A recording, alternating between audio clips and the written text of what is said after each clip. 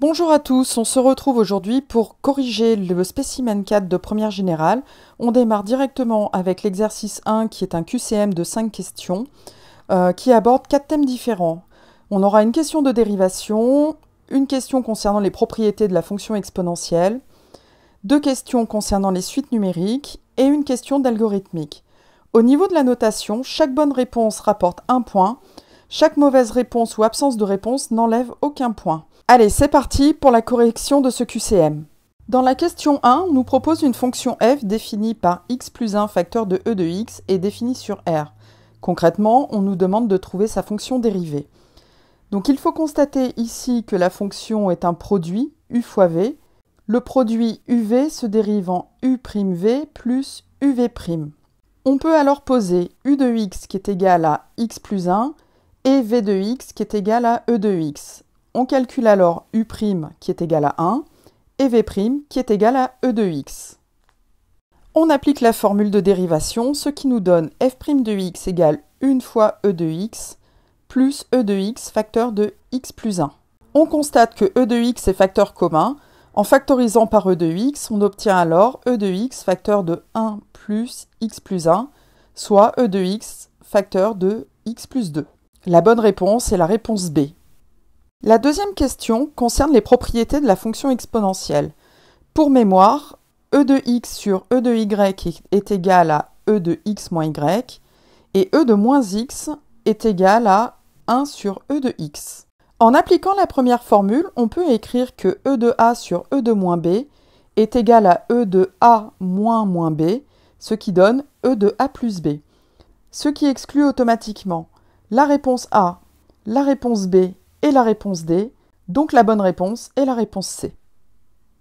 On passe maintenant à la question 3, où l'on nous propose de trouver le premier terme et la raison d'une suite arithmétique définie par U3 égale 9/2 et U6 égale 3. Je vous rappelle que dans le cadre d'une suite arithmétique, on peut écrire que UN est égal à U0 plus NR. On va donc pouvoir écrire le système suivant. U3 égale U0 plus 3R et U6 égale U0 plus 6R. En soustrayant la ligne 2 et la ligne 1, on va pouvoir éliminer à ce moment-là U0 et calculer facilement la valeur de R. On obtient alors 3R qui est égal à U6 moins U3, soit 3R égale 3 moins 9/2, soit 3R égale moins 3/2, et donc R égale moins 1/2. Ici, il n'est pas besoin de calculer U0 parce que la seule réponse qui correspond à R égale moins 1/2 est la réponse A. La question 4 nous fournit un algorithme en langage Python. Lorsque l'on fait tourner cet algorithme, on s'aperçoit que l'on calcule la somme des entiers compris entre 1 et 51. Pour rappel, cette somme se calcule avec la formule S égale n facteur de n plus 1 sur 2. On peut alors calculer la somme des entiers entre 1 et 51 par S égale 51 fois 52 le tout sur 2, ce qui donne 1326. La bonne réponse est la réponse B. Enfin, la question 5 nous propose de calculer la somme égale à 1 plus 1/2 plus 1/2 au carré plus etc. jusqu'à 1/2 puissance 15. Ici, vous devez reconnaître qu'il s'agit de la somme des termes d'une suite géométrique.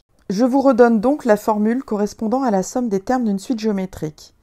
S est égal à U0 fois 1 moins Q puissance n plus 1 sur 1 moins Q. Dans le cadre de cette somme, on a U0 égale 1, Q égale 1/2 et n égale 15.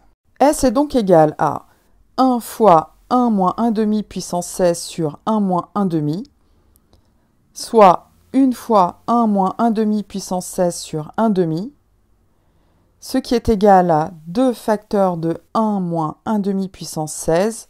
Après développement, ceci nous donne 2 facteurs de 1 moins 1/2 puissance 15. La bonne réponse est la réponse B. Cette correction est maintenant terminée. Si ça t'a plu, n'hésite pas à mettre un petit pouce bleu. Ça fait toujours plaisir et ça m'encouragera à te faire d'autres corrections. Pense également à t'abonner sur la chaîne si tu veux recevoir les prochaines notifications de vidéos. Et tu peux également me retrouver sur Instagram avec le pseudo mathmaster06.